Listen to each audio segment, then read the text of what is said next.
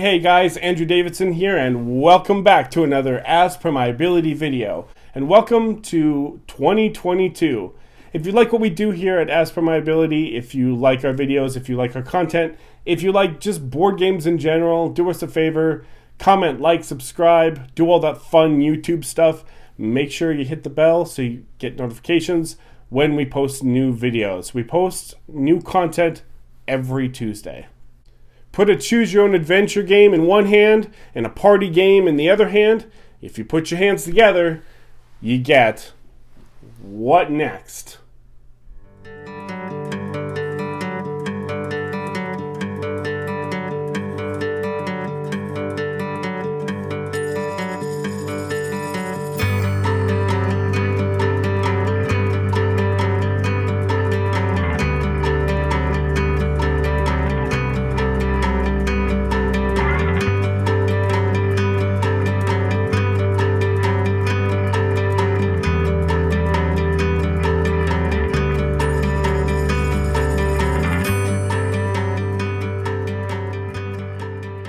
Welcome back, everybody. As you saw me allude at the top of the video, we're going to be talking about what next. Now, it's going to take every bit of my mental faculties not to pronounce the game What's Next, but the game is called What Next, in case you watch this video and you do get inspired and you want to look it up on Amazon or wherever, any type of retailer. It's called What Next. The game looks like this. What Next? It is published by Big Potato Games, and like I said, it basically blends the element of a choose your own adventure and party game into one box. What Next is a really interesting game, and I'm going to give a little bit of preamble before I get into how the game actually works. When I ordered What Next, I basically expected it to be a total crash and burn. I thought, I'll play it. It's going to totally suck, and I'll have something to maybe rant about on my YouTube channel. I was expecting, going into this game, I was expecting it to be just a waste of time. Anytime people have tried to take a party game and make it something else, it's a party/word game, it's a party/strategy game. Some of them work, but most of the time, 9 out of 10 times, they don't work. I have good news for all you internet people. This one is quite fun. I believe it works really well. So let's get into how What Next, I knew I was going to do it, how it plays. So at this point, I normally cut the camera to show you the game itself. I've opted out on not doing that because this is a spoiler game. It's a story game, and there are puzzles and challenges which provide the party aspect that I don't really want to spoil too much. I'll spoil a little bit of the challenges just so that you as mom or dad or whoever you are, who are you, can figure out whether if it's right for your family. But I'm not going to be showing off a lot of the components. I'll hold up the box. I'll kind of show you, like, this is what it looks like. There's lots of pieces in here, and that's about it. So you're just going to have to listen to me narrate and talk a little bit about the game rather than showing off a lot of the components. So how a game of What Next works is you're going to be sitting around a table with your players. It's a cooperative story game, and it's a choose your own adventure game that uses cards instead of a book or anything like that. So you will be reading a narrative, and there are 3 stories in the game that range in difficulty. So there's a 1, a 2, and a 3. 3 being the most difficult. Honestly, at this point, at the time of recording this, I have not tried the 3rd one because we suffered a lot. We struggled a lot with the 2nd one, and we just haven't moved to the 3rd one. But I have a really good idea and a good feel for how this game is. So you'll be sitting around, taking turns, reading cards, reading the narrative, and you'll basically have that choose your own adventure feel to it. Do you go left or do you go right? Do you grab the canoe and try to use a canoe, or do you climb the rocks instead? Okay, that's all been done before. Nothing new to report there. However, at certain points, you're going to have to do challenges. You'll flip over a card and it'll say do challenge 23, which you'll look up what challenge 23 is. This is where I said, like, I'm not going to get into spoiler stuff too much, but the challenges are all, I'm dating myself here, they're all what I would consider minute to win it games. If you don't know minute to win it, I'm not really sure how I can help you. They're basically all just kind of simple games, little trick things that you can do with the things that they provide you, either in the box or very, very accessible things that you can find in, like, around your house or your apartment.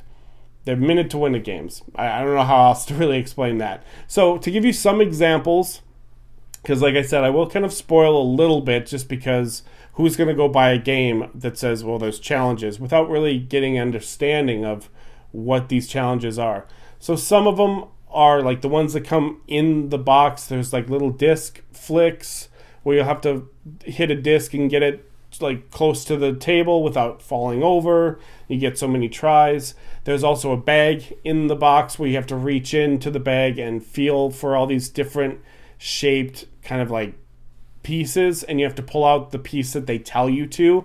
So you can't look, you have to kind of feel with your hands and pull out, and it's like, oh, it's the dinosaur shape, like, yay. Or if it's not, okay, then we fail. And if you fail, then, you know, something negative happens in your story and you could end up losing a lot quicker.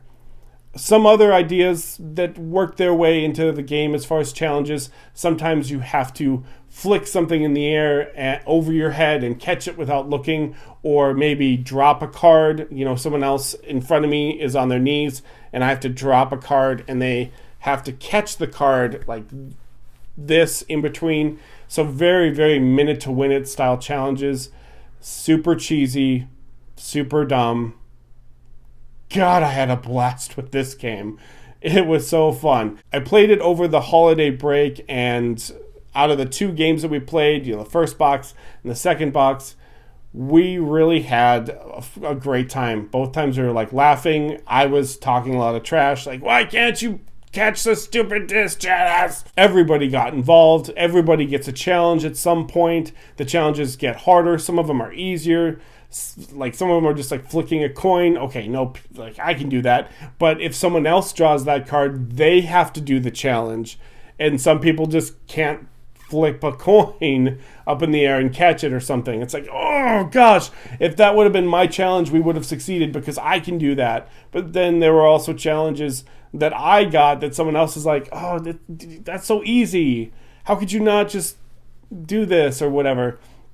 There are way more challenges in this game, in What Next, than what I'm representing to you right now. A ton more. I just don't want to give everything away because I feel like coming across the challenges is part of the fun. If I told you and like went through every single challenge that's in this game that you could possibly do, I'm going to be ruining the experience because, and here's why, this game transcends just a mediocre storytelling amalgamation of a party game and goes into a kind of an upper echelon of fun and frivolity, is because the challenges, as dumb and as silly and as frustrating as they are and can be, they all make sense.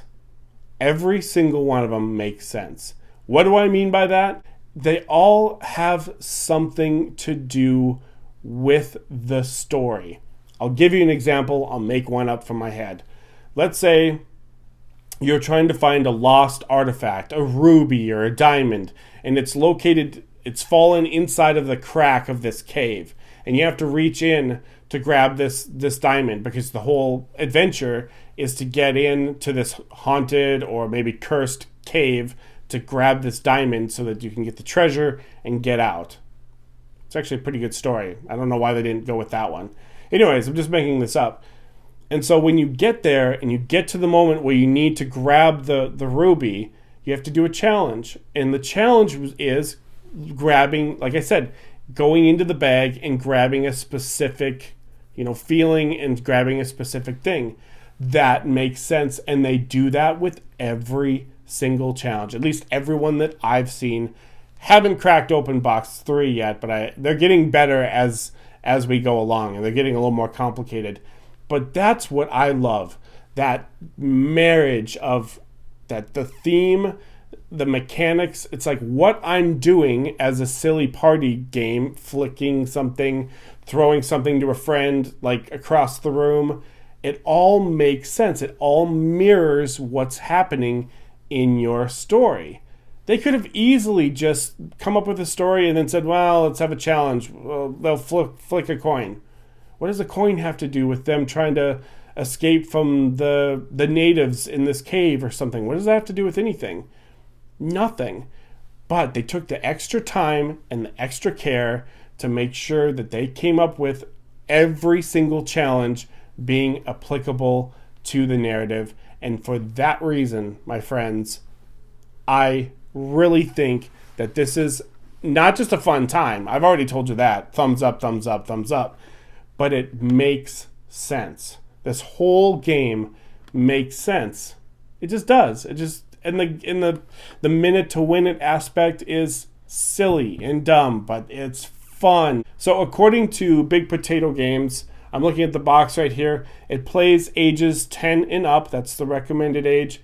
It's for 1 to 4 players. I don't know how you would play some of the challenges by yourself, but it says it takes about 40 minutes, which is perfect. If you completely suck at it like we did, it won't be 40 minutes at all. It'll be more like 15. So rounding out this video, I've pretty much said everything that I've had to say. Hopefully I've given you a idea of what next is, so that you can search it up on Amazon or whatever retailer you use and have an idea of what you're buying. Obviously, you can go check out some other videos on YouTube where they actually kind of play some of it for you if you want to do that. I decided to opt out on that because I'd just be another drop in an ocean of people spoiling the game. So I didn't spoil anything in this, but hopefully I gave you enough to feel like, okay, I'm not going to waste my money because I watched this dude on YouTube and he says it's a lot of fun. So if you like narrative games like I do, choose your own adventure stuff like me, but you also want something that's light and plays in 40 minutes or less, then this is a really good game. What next? Highly recommend it. Should check it out. It's good to play with your friends and family, and it's for 10 years and up, so you can play it with your kids, and it's just a great time. That's everything that I have to say in this video. Hopefully I've given you something to think about, maybe something to search up on Amazon and add it to your cart. That's everything. That's where I'm going to leave us. Once again, my name is Andrew Davidson. You've been watching As Per My Ability, and I will look forward to seeing each and every one of you at the next video.